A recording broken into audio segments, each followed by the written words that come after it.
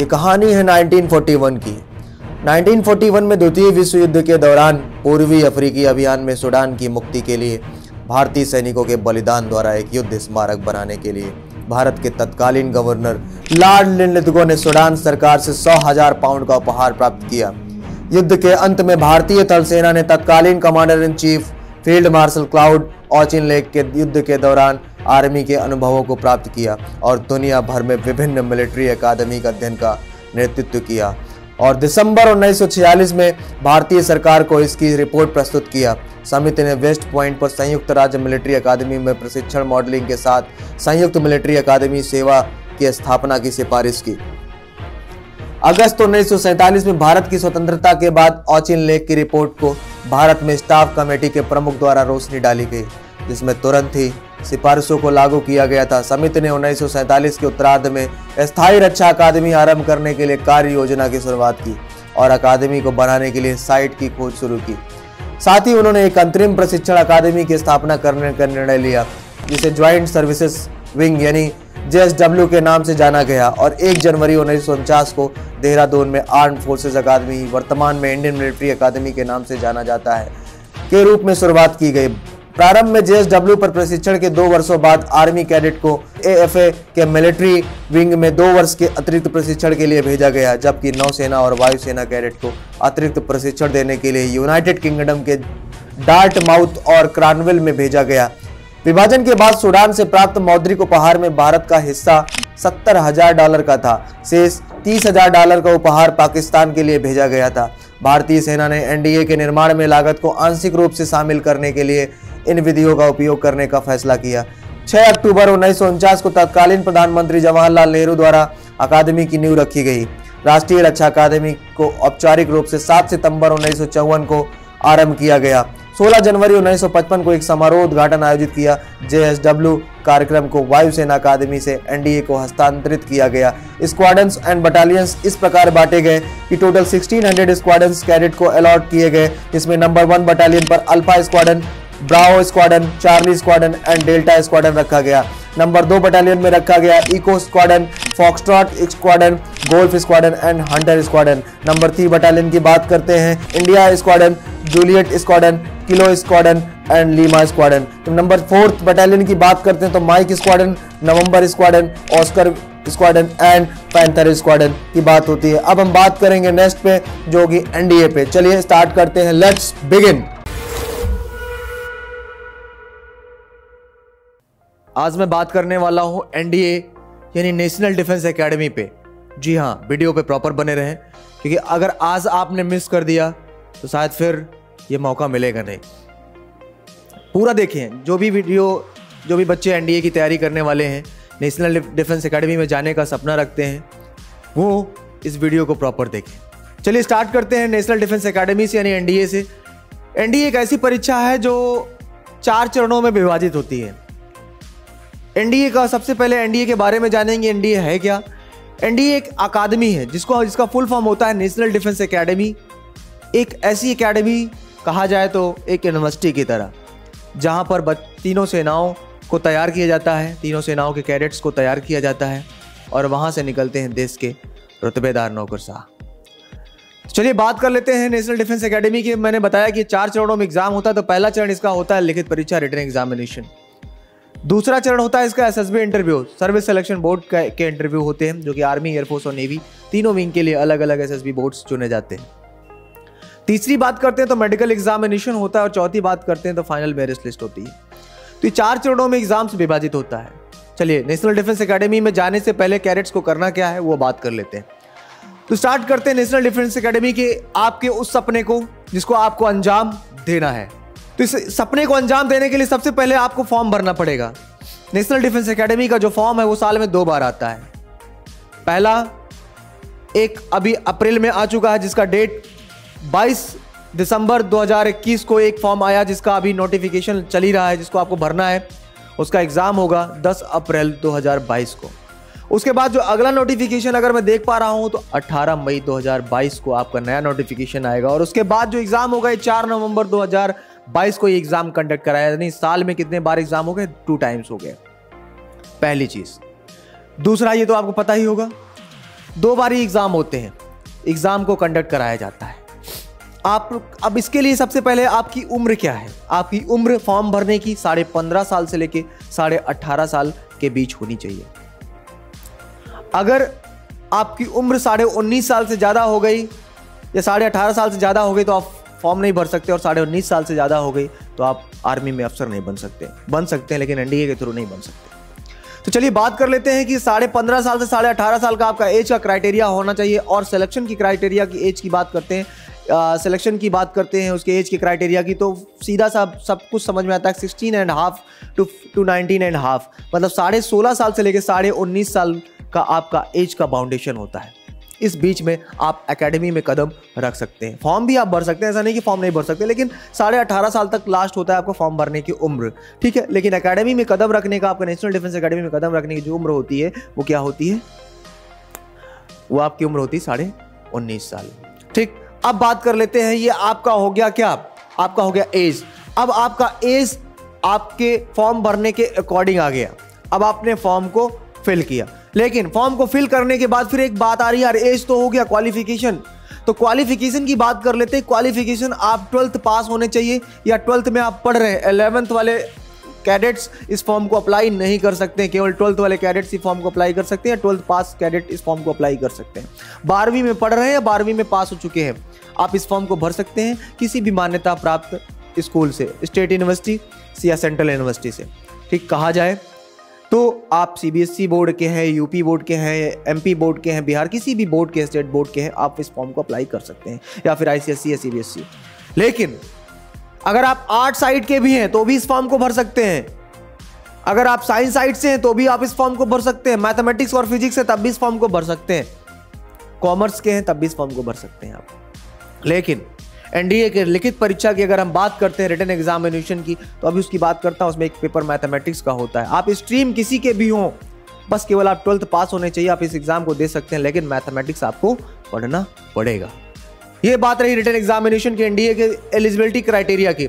हमने एज देख लिया, एलिजिबिलिटी क्राइटेरिया देख लिया। अब हमको ये पता है कि हम इस फॉर्म को भर सकते हैं। अब आपने इस फॉर्म को भर दिया। जब आपने इस फॉर्म को भर दिया तो आपका सिलसिला अब शुरू होता है रिटन एग्जामिनेशन के लिए। आपने इस फॉर्म को सपोज अभी भरा और 10 अप्रैल को आपका एग्जाम लगा हुआ है, रिटन परीक्षा। बात कर लेते हैं लिखित परीक्षा की। मुझे लगता है कि हमने एजुकेशन क्वालिफिकेशन की बात कर ली और एज क्राइटेरिया की बात कर ली। अब हम बात कर लेते हैं आपका किस पे? आपके एग्जाम पे, रिटन एग्जामिनेशन की। रिटन एग्जामिनेशन की अगर हम बात करते हैं तो इसका 2 पेपर होता है। पहला पेपर आपका किस चीज का होता है? मैथमेटिक्स का, जिसमें 120 क्वेश्चन होते हैं। सेकंड पेपर की अगर हम बात करते हैं तो 150 क्वेश्चन होते हैं और जीएटी का होता है, जनरल एबिलिटी टेस्ट का होता है। एक ही दिन में संडे को ये पेपर कंडक्ट कराया जाएगा 10 अप्रैल को। एक ही दिन में 2 एग्जाम होते हैं और दोनों एग्जाम देश के विभिन्न बड़े बड़े शहरों में, महानगरों में एग्जाम्स को कंडक्ट कराया जाता है। और ये एग्जाम को कंडक्ट कराता है यूपीएससी, यानी यूनियन पब्लिक सर्विस कमीशन। देख लीजिए आपको वहां तक अफसर बनने के लिए कितने सारे आयोग की जरूरत पड़ रही है। पहला आयोग आपका यूपीएससी आ चुका है, दूसरा आयोग आएगा आपका एसएसबी बोर्ड, एसएसर्स आएंगे आपके पास, तीसरा आएगा मेडिकल एग्जामिनेशन के लिए, और चौथा आएगा आपका मेरिट लिस्ट देने के लिए। उसके बाद फिर आपको एनडीए यानी नेशनल डिफेंस एकेडमी आपको ग्रेजुएशन की डिग्री देगा और उसके बाद फिर आपको फाइनल कमीशन मिलता है। ये एक सिलसिला है आपके अफसर बनने तक का, और इस सिलसिले के दौर में इतनी सारी चीजें आपको फेस करनी है और इतने लोग आपको फेस करेंगे। चुनौतीपूर्ण है लेकिन काफी इंजॉयफुल भी है। चलिए बात कर लेते हैं रिटन एग्जामिनेशन की। मैंने बताया कि पहला पेपर मैथमेटिक्स का, दूसरा पेपर जीएटी का, जनरल एबिलिटी टेस्ट का। टोटल 900 मार्क्स और 2.5 घंटे की एग्जामिनेशन आपका शेड्यूल हो गया। टोटल 300 मार्क्स का आपका मैथमेटिक्स हो गया और 600 मार्क्स का आपका जीएटी का एग्जामिनेशन हो गया। मैंने आपको बताया कि पहला पेपर आपका कौन कंडक्ट कराता है? यूपीएससी कंडक्ट कराती है, ये तो क्लियर हो गया आपको। और 900 की एग्जामिनेशन में आपका अगर 45% अगर आपने किया है तो 45 और 50% के कट ऑफ में आपका रिटन एग्जामिनेशन क्वालिफाई होता है। अब यूपीएससी ने क्या किया? आपका रिटन एग्जामिनेशन निकाला और हैंड ओवर कर दिया कि सर मेरा काम खत्म, अब काम स्टार्ट होगा एसएसबी बोर्ड का। अगर आप रिटन क्वालिफाई हुए, आपका रिजल्ट आ गया कि आपका रिजल्ट अनाउंस हो चुके हैं, तो अब आपको क्या करना पड़ेगा? आपका एक डेट आएगा मेल पे, मैसेज पे, एसएसबी डेट्स अलॉटमेंट। और उस एसएसबी डेट अलॉटमेंट में आप क्या करेंगे? लगभग 4 डेट्स आपको मिलती है। उस डेट में एक डेट आप अपने सुविधा अनुसार चयन करते हैं। जब आप अपने डेट्स को सुविधा अनुसार चयन करेंगे तो फिर आपको एसएसबी का जो इंटरव्यू होता है वो लगभग नहीं, एक्यूरेट बता रहा हूं, 5 डेज का होता है। सबसे पहले दिन आपको जाना पड़ेगा, रिपोर्टिंग करना पड़ेगा। बताता हूं, अभी क्लियर बताता हूं आपको। सबसे पहले आपने एक डेट चुनी, डेट चुना, डेट चुनने के बाद अब आपका डेट लगा हुआ है एसएसबी के लिए, तो उसमें लेटर में लिखा रहेगा कि आपको ये ड्रेस कोड्स आपको लेकर आने हैं। आपके नेल्स, आपकी हेयर कटिंग्स, आपकी बॉडी लैंग्वेज, आपके कपड़े, आपके शूज, ठीक, आपकी शर्ट का कलर, ये सारी चीज़ें एक मैच में होनी चाहिए, क्योंकि इंटरव्यू अलग होता है, साइकोलॉजी अलग होता है, जीटीओ अलग होता है और स्क्रीनिंग अलग होती है। 4 से 5 पार्ट, 4 पार्ट में आपका ये डिवाइड होता है और 5 दिन का समय लगता है। एसएसबी की बात अगर मैं करता हूं तो सबसे पहले जब आपने एक डेट चयन किया और डेट चयन करने के बाद उसमें इंस्ट्रक्शंस लिखा रहेगा कि आप चाहें तो बाई ट्रेन आप आए, रिजर्वेशन से आ सकते हैं और उसका पैसा आपको गवर्नमेंट पे करती है, ठीक। लेकिन आपको पहले अपने पॉकेट से ही जमा करना है। 3rd AC तक बेयर किया जाता है कि 3rd AC आपने क्या किया, 3rd AC का आपने टिकट लिया है और टिकट लेने के बाद आपको सपोज भोपाल या फिर इलाहाबाद पहुंचे तो आपको प्लेटफॉर्म नंबर 1 पर एक MCQ ऑफिस मिलेगा। MCQ ऑफिस में आपको, MCU ऑफिस में आपको क्या करना पड़ेगा, आपको अपने डॉक्यूमेंट सबमिट करने पड़ेंगे और वहाँ पर जाएंगे तो आप दिखाएंगे सर मेरी इस डेट को मेरी SSB लगी हुई है। वहाँ पर आर्मी वालों की एक बस खड़ी होती है और उस बस में आपको बैठाया जाएगा, आप अपना लगेज उठाएंगे और जाएंगे, वहाँ पर पहुँचेंगे। पहुँचने के बाद आप थोड़ा सा समय रेस्ट के लिए लेंगे, उसके बाद फिर आपका डॉक्यूमेंटेशन स्टार्ट हो जाता है। जैसे आपका डॉक्यूमेंटेशन स्टार्ट होगा फिर आपका सिलसिला स्टार्ट हो जाता है स्क्रीनिंग का। स्क्रीनिंग टेस्ट में आपको वर्बल और नॉन वर्बल के टेस्ट होते हैं, वर्बल और नॉन वर्बल के टेस्ट होते हैं और उस वर्बल और नॉन वर्बल के टेस्ट में आपको क्वालिफाई करना होता है। रीजनिंग के क्वेश्चन होते हैं और उसके साथ ही साथ PPDT भी होता है, picture perception and description test. कुछ स्टोरी दिखाई जाती है, सपोज मैं ऐसे खड़ा हूं, 30-15 सेकंड आपको मेरी स्टोरी दिखाई गई, मेरी पिक्चर दिखाई गई और 3 मिनट का समय दिया गया, आपको इस पर बनाना है। और जब आप ये इसको क्लियर करते हैं तब फिर आपको 4 दिन और रुकने का मौका मिलता है। फिर आपको पूरा प्रोसीजर बिताना है कॉन्फ्रेंस तक। फिर आपका साइकोलॉजी होगा, आपका GTO होगा, आपका इंटरव्यू होगा, सबके अलग अलग पार्ट्स हैं, ढेर सारी चीज़ें उनके अंतर्गत भी आती है। छोटे छोटे GTO में ज़्यादा समय लग जाता है, साइकोलॉजी भी है। ये सारी ट्रेनिंग आपको कैडेट्स पॉइंट डिफेंस एकेडमी कराता है। तो पहली परीक्षा आपने क्या निकाली, रिटन क्वालिफाई किया। दूसरी परीक्षा आपने क्या निकाली, SSB। जब आप 5वें दिन आप कॉन्फ्रेंस में पहुंचेंगे, सबको एक शुरू से ही एक चीज नंबर मिल जाता है। अगर आप पहले दिन डिस्क्वालीफाई हो गए तो आपको बाहर कर दिया जाएगा, बैक टू होम, आप अपने घर वापस जा सकते हैं। लेकिन अगर आपने क्लियर किया, स्क्रीनिंग इन हुए, आप स्क्रीनिंग आउट हो गए तो बाहर, स्क्रीनिंग इन हो गए तो अंदर। अंदर जैसे ही आप आते हैं फिर आपके सारे प्रोसीजर स्टार्ट हो जाते हैं। फिर आपका साइकोलॉजी चलेगा, GTO चलेगा, इंटरव्यूअर इंटरव्यू लेंगे आधे घंटे का। ये IAS और PCS का इंटरव्यू नहीं है कि आपका आधे घंटे और 20 मिनट्स में आपको निपटा दिया जाएगा ना, समय लगता है सर 4 to 5 डेज का। जब फाइनली सब कुछ हो जाएगा तो एक कॉन्फ्रेंस हॉल में सारे कैडेट्स को बुलाया जाएगा और बैठाया जाएगा। इस सबको एक चेस्ट नंबर मिलता है। सपोज मैंने ये अंदर एक व्हाइट कलर की टी-शर्ट पहन रखी और मुझे इसमें 5 नंबर लिखा हुआ, मुझे बोला जाएगा chest number 5, yes sir, you are selected. अगर मैं सिलेक्ट हूं तो मुझे सिलेक्ट बोल दिया, अगर नहीं हूं तो you are disqualified, you are not selected. अब भाई 5 दिन के प्रोसीजर में जान तो निकल जाती है कॉन्फ्रेंस में बैठते समय कि यार क्या बोलेगा क्या बोलेगा क्या बोलेगा, सारे ऐसे सर बैठे होते हैं। ये हो गया आपका कॉन्फ्रेंस और आउट और इन। यहाँ से अगर आप कॉन्फ्रेंस इन हो गए तो आपका मेडिकल प्रोसीजर कराया जाएगा। कॉन्फ्रेंस आउट हो गए तो फिर से आप रिटन एग्जामिनेशन की तैयारी करेंगे और फिर क्या करेंगे, NDA में जाने के लिए फिर आप क्या करेंगे, उसके साथ ही साथ फिर से आप SSB इंटरव्यू देंगे। ये प्रोसीजर होता है SSB तक का। जैसे ही आपने मेडिकल एग्जामिनेशन क्लियर किया, मेडिकल एग्जामिनेशन की अगर मैं बात कर लेता हूं सर, बहुत मजा आने वाला है, वीडियो से हटना नहीं, सच बता रहा हूं, बहुत एंटरटेनिंग और बहुत नॉलेजेबल वीडियो है। अगर आप हट गए ना तो समझ लीजिए आप फिर मजा आने वाला नहीं और आपको प्रॉपर देखना पड़ेगा। अब जब मैं मेडिकल की बात करता हूं तो मेडिकल एग्जामिनेशन में यहाँ बहुत सारे टेस्ट लिए जाते हैं यार। फिजिकल और मेडिकल स्टैंडर्ड्स की जब बात करता हूं तो सबसे पहले फिजिकल और मेडिकल स्टैंडर्ड्स की बात करता हूं तो आप एकदम मेंटली और फिजिकली दोनों फिट होने चाहिए।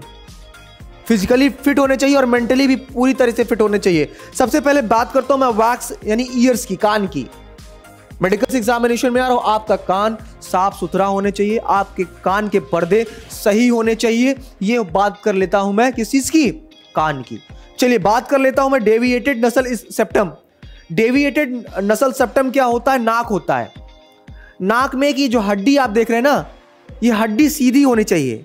ये नस्ल ऑफ सेप्टम इसको बोलते हैं। ये नाक की हड्डी एकदम सीधी है मेरी, देख रहे होंगे आप। अगर ये टेढ़ी होती है ना, दिक्कत हुई तब आपको बाहर कर देंगे। फिर हड्डियों में क्या आ जाता है, बोलते हैं ना हड्डी नीचे आ गई है, कान नाक की हड्डी नीचे आ गई है, ठीक, तो ये प्रॉब्लम हो जाती है, इससे आपको बाहर कर देंगे। तीसरा चीज बात कर लेता हूं, कहां आपको फिट होने चाहिए। आपको हाइड्रोसील नहीं होना चाहिए। हाइड्रोसील है तो आपको बाहर कर दिया जाएगा या रेमेडिकल दिया जाएगा। आप इसको सही करिए फिर आप आइए।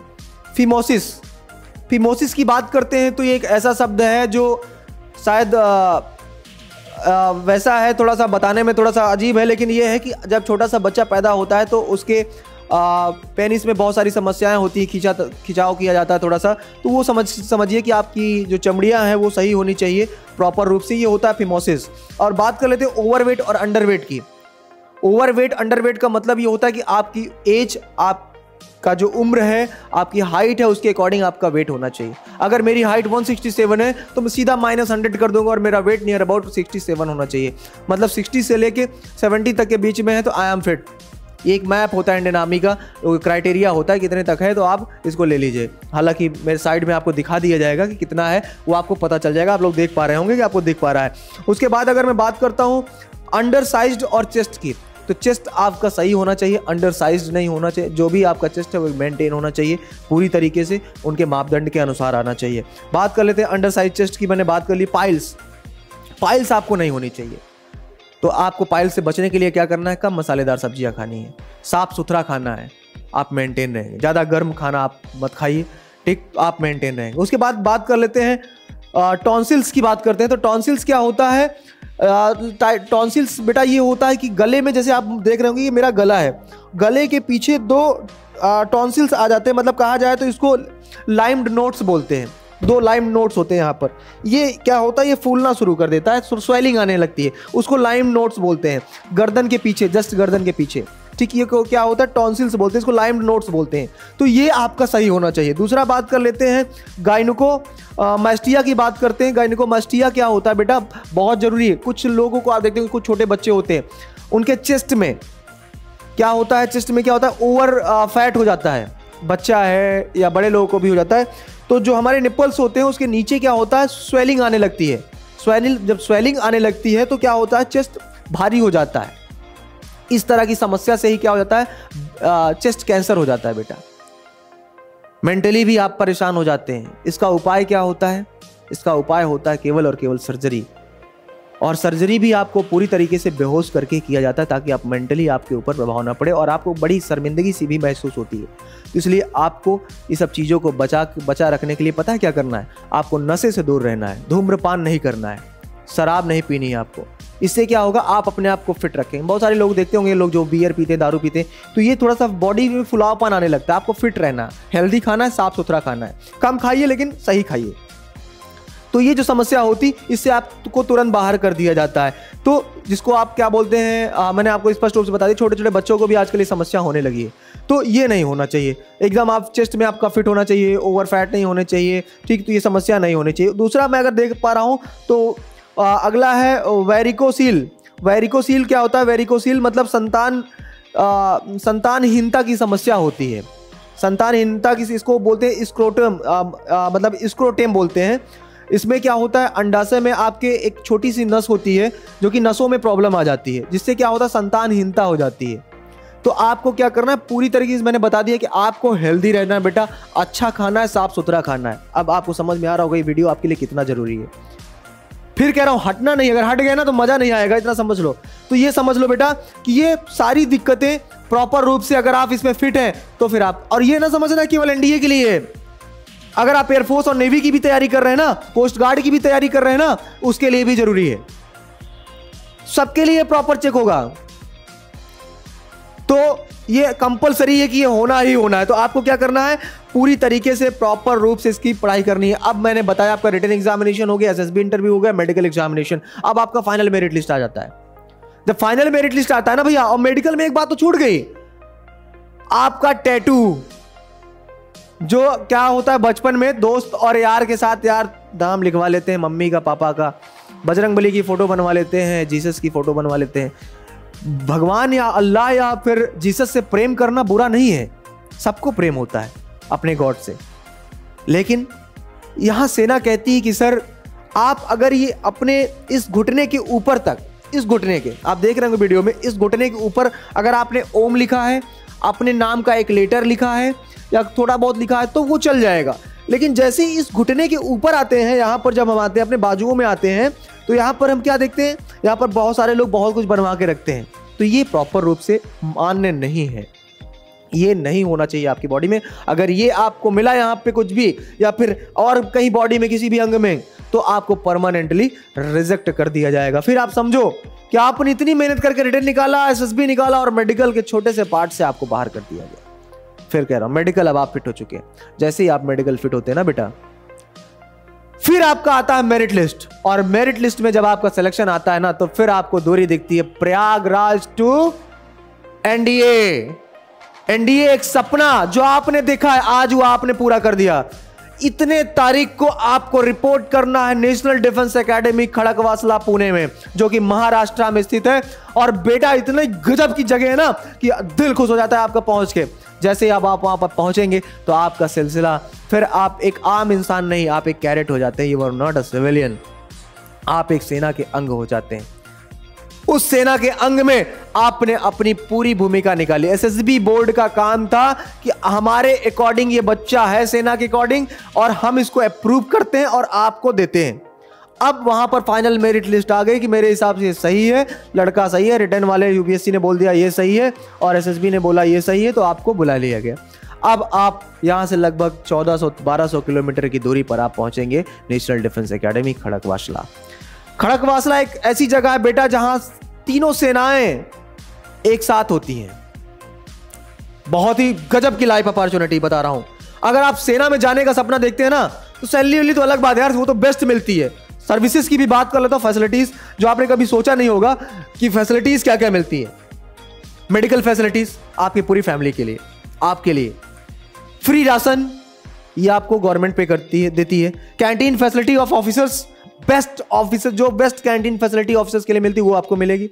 Mess facility of unmarried commissioned officer, जब तक आप अविवाहित हैं और अधिकारी हैं तब तक आपको क्या मिलेगा, मेस की पूरी फैसिलिटी मिलेगी। उसके बाद भी आप खा सकते हैं, ऐसा नहीं है। Sports facilities, sports facility game में आपका हॉर्स राइडिंग, आपका चेस, आपके वॉलीबॉल, फुटबॉल, क्रिकेट, जो भी आप खेलना चाहें, ठीक, स्विमिंग्स। उसके अलावा भी आपका जिम की फैसिलिटी आपको प्रॉपर रूप से मिल रही है। आपको अपने पॉकेट से या बटुए से 1 रुपया खर्च करने की जरूरत नहीं, वो भी आपको सेना दे रही है। ठीक है, scope of higher studies for officers, आप आगे पढ़ना चाहें उसके लिए भी स्कोप है सेना में, और भी बड़े अफसर आप बन सकते हैं। कुछ और करने की सोच रहे हैं वो भी आप सोच सकते हैं। तो मैं आपको बताऊं कि एक बेहतर जगह है बेटा सेना। यहाँ तीनों सेवाओं, तीनों मतलब कहा जाए तो तीनों सेवाएं, यानी थल सेना, जल सेना और वायु सेना, तीनों की ट्रेनिंग एक साथ होती है। इस एकेडमी में, इतने बड़े एकेडमी में पढ़ने के लिए, जाने के लिए लोग परेशान होते हैं, और उन लाखों युवाओं को जो आप भारतीयों ने भरा है, उनको सबको आप धक्का मार के पीछे छोड़कर और आगे बढ़ते हैं, और आप उस सपने को पूरा करने के लिए आप अब पहुंच चुके हैं पूरी तरीके से। अब आपका दिनचर्या स्टार्ट होगा पूरा एक शेड्यूल के तहत। ठीक, एक कमांडिंग अफसर होगा आपका, सूबेदार होगा आपका, जो आपको ट्रेंड करेगा प्रॉपर रूप से, और वहां पर एक कमरा भी आपको अलॉट होगा। एक कमरे में आप 1 कैडेट 2 कैडेट रखे जाते हैं, उस तरीके से कैडेट होंगे, और पूरी तैयारी आपकी वहां शुरू हो जाती है। कई सेमेस्टर्स होते हैं, कई सेमेस्टर्स में जो लास्ट सेमेस्टर होता है बेटा, उसमें 80 किलोमीटर 85 किलोमीटर की रेस भी होती है। 30-35 किलो के एम्यूनेशंस के साथ, 35 किलो के एम्यूनेशंस के साथ आपको क्या करना है, जंप भी करना, पूरे जंगल की मैपिंग। आप ज्योग्राफी के तो मास्टर हो जाते हैं, खासकर मैपिंग के, आपको मैप की स्पेशल ट्रेनिंग दी जाती है। इन तीनों सेनाओं की ट्रेनिंग कॉमन होती है। ये इसको कह सकते हैं कि बेसिक ट्रेनिंग है। 3 साल आपको नेशनल डिफेंस एकेडमी में बिताना है, 3 इयर्स, और इन 3 सालों में आपको ग्रेजुएट कराया जाता है, जो कि जवाहर JNU की जो डिग्री है, ठीक है, JNU की डिग्री आपको प्रॉपर रूप से मिलती है। जवाहरलाल विश्वविद्यालय की यूनिवर्सिटी की प्रॉपर डिग्री आपको दी जाती है कि यू आर ग्रेजुएट। अब आप ग्रेजुएट हो चुके हैं। जो आर्मी वाले बच्चे उनको ग्रेजुएशन कराया जाता है, एयरफोर्स और नेवी वालों के लिए BSc कराया जाता है। ठीक है, अलग अलग कोर्स, उसमें क्या होता है, फिजिक्स और मैथ्स कंपलसरी होता है। ठीक है, एयरफोर्स और नेवी के लिए, लेकिन उसमें कंपलसरी नहीं, उसमें आप ग्रेजुएशन, आपको 12th पास होने चाहिए बस, किसी भी स्ट्रीम से, तब आप जा सकते हैं, आर्मी में आप जा सकते हैं। और एयरफोर्स नेवी के लिए फिजिक्स और मैथ्स कंपलसरी होता है। तो अब यहाँ बात रही, मान लो सपोज मैं आपको बताता हूँ NDA में कैसे इन लोगों की ट्रेनिंग चलती है। इनका स्पोर्ट्स जो होता है, स्पोर्ट्स इनका स्पोर्ट्स कॉमन होता है। सुबह इन्होंने उठा, इनका फिजिकल हुआ, एक्टिविटीज हुई, फिजिकल एक्टिविटीज कॉमन हुई। ठीक शाम को इन्होंने, अब सुबह 9 बजे से पहले इनका पूरा स्पोर्ट्स खत्म। 9 बजे से इनकी क्लासेस स्टार्ट हो जाती हैं 2 बजे तक। 9 से 2 इनकी क्लासेस चलेंगी। और सपोज कैसे, एनडीए सपोज कर लो इलाहाबाद यूनिवर्सिटी है या कानपुर यूनिवर्सिटी, जो भी यूनिवर्सिटी है, दिल्ली यूनिवर्सिटी, जो भी आप सपोज करते हैं, इस यूनिवर्सिटी में आपका बीए भी होता है, बीएससी भी होता है, बीकॉम भी होता है, सब कुछ होता है ना। वैसे समझ लो ये एक यूनिवर्सिटी एनडीए जहां एयरफोर्स, नेवी और आर्मी के तीनों कैडेट की क्लासेस केवल अलग चलती हैं। बस केवल क्लासेस अलग चलती है, क्योंकि सेमेस्टर्स वैसे ही होते हैं, क्लासेस अलग चलती हैं। इनका स्पोर्ट्स साथ में है, शाम को गेमिंग, हॉर्स राइडिंग, स्विमिंग और पर्वतारोही जो होते हैं, पर्वत से कूदने का ट्रेनिंग्स, ये सब कॉमन होती है, बेसिक ट्रेनिंग्स कॉमन होती है, लेकिन ये पढ़ाई डिफरेंट होती है। ये मैं आपको इस तरीके से मैंने समझाया। अगला जो मेरा टूर होगा, मैं नेशनल डिफेंस एकेडमी जाऊंगा, फिर आपको वहाँ पे ब्रीफ करूंगा सही से कि आखिर क्या क्या वहाँ पर कराया जाता है और किस तरीके से कराया जाता है। मैं ऑफिसर्स के साथ मिलकर आपको गाइड करूंगा और बताऊंगा कि आखिर यहाँ की दिनचर्या और रूटीन क्या होता है प्रॉपर रूप से। ठीक, सुबह 5 बजे आपको उठना होता है, अलार्म बजता है, टाइम से आपने पहुँच गए। सोचो केवल यार, फील कर लो, इतना मजा आ जाता है, फील करो केवल बस। अब नेशनल डिफेंस एकेडमी में आप पहुंच चुके हैं, आपका ट्रेनिंग स्टार्ट हो गया। 3 साल बाद जब आपका पीओपी होगा, पासिंग आउट परेड, आप अभी परमानेंट कमीशन नहीं हुए, याद रखिएगा, परमानेंट कमीशन अभी अफसर नहीं हुए आप। लेकिन इस स्टाइपेंड के दौर पे आपको जो सैलरी मिलने वाली है ना, वो 56,100 आपको इन कैश इन हैंड आपको मिलेगा। कैश इन हैंड नहीं कर सकते, लेकिन आपको इन हैंड तो मतलब मिलेगा, अकाउंट्स में ही मिलेगा। ठीक, तो आपको इतना पैसा 56,100 आपको ट्रेनिंग के दौरान, स्टाइपेंड के ट्रेनिंग के दौरान आपको इतना पैसा मिलेगा। उसके बाद जैसे ही आप परमानेंट कमीशन होंगे, लेकिन अभी परमानेंट कमीशन आप हुए नहीं, 3 साल आपने एनडीए में बिताया। अब 1 साल अगर आर्मी वाले हो तो इंडियन मिलिट्री एकेडमी देहरादून, पहाड़ की गोदियों में आपको जाना है असली मजा लेने। इंडियन मिलिट्री एकेडमी कहते हैं ना, एनडीए में 4 साल की ट्रेनिंग होती है, तो बेटा 3 साल आपने एनडीए में गुजार दिया, अब 1 साल आपको क्या मिलने होना है। अब 1 साल आपको आईएमए में बताना है आर्मी वालों के लिए। एयरफोर्स वालों को क्या करना है, इंडियन मिलिट्री एयरफोर्स के लिए क्या करना है, डुंडीगल जाना है। एएफए नेवी की बात कर लेते हैं, इंडियन नेवल एकेडमी के लिए जीवाला जाना है आपको। तो 1-1 साल की ट्रेनिंग आपकी अलग से हो गई। अब आपने 4 साल जब ट्रेनिंग किया, तो फिर आपका क्या होगा, एक पीओपी होगा, पासिंग आउट परेड। उस पासिंग आउट परेड के दौरान आपके गार्जियन को बुलाया जाता है और आपके कंधे पर 2 स्टार लगाए जाते हैं। उस 2 स्टार जो आपका पोस्ट होता है वो होता है लेफ्टिनेंट का। क्या होता है, लेफ्टिनेंट का पोस्ट होता है। और उस लेफ्टिनेंट के पोस्ट में, लेफ्टिनेंट के पोस्ट में आप पैरेलल टू डीएसपी होते हैं, एक परमानेंट कमीशन अफसर आप कहलाते हैं। और उस दौरान आपकी जो सैलरी आपको मिलती है वो होती है बेटा आपकी 56,100 से लेके 1,77,500 तक, लगभग ये आपको कैश इन हैंड आपको मिलता है। उसके बाद अगर मैं बात कर लेता हूँ बेटा, 4 बटालियंस में इसको डिवाइड किया जाता है। बटालियंस के बारे में मैंने इससे पहले आपको बता ही दिया है। और उसके साथ ही साथ मैंने आपको 56,000 आपका वेतन भी बता दिया बेटा कि वेतन हो गया। और ड्यूरिंग के मैंने 56,100 से लेके 1,77,500 रुपये तक आपको मैंने बताया।